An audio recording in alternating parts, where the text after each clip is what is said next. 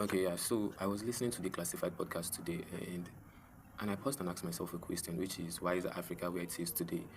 And what I'm about to say now, I believe every African can relate to this. When an elder says something, you don't have the right to question it; you just do it. It's not even just an elderly person. Even when our parents say things, we don't question; we just do it. And as kids growing up, we are very inquisitive and we are curious to know about stuff. And when our parents tell us to do something, we feel the need to question it. In Africa, if you question what your parent asks you to do, it's most likely you're going to be punished. And even if you're not, you'll not be given the answer to what you seek. And as a result of this, maybe after asking countless time or maybe after getting punished countless time, we just stop questioning and we just continue doing it.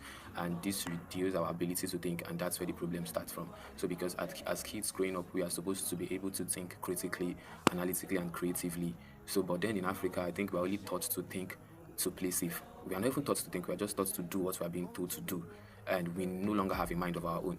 And this is where I feel the problems come from. Like this is why I feel like one of the major problems starts because irony about all this is not everyone above the age of 40 is actually a smart or intelligent person. Sometimes it's even otherwise. Some of them are very foolish. And to be in a country where or in a continent where you don't have the right to not you're not given the privilege to question these kind of people. You just do what they ask you to do.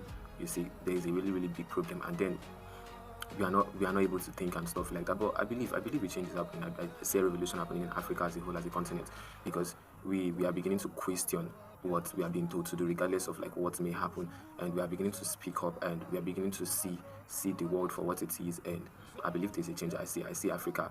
I see a revolution happening in Africa, and yeah, I believe Africa. I believe that like as kids growing up, if only we were being taught how to think critically, analytically, and creatively, I think Africa would have seen the level of innovations Africa would have seen.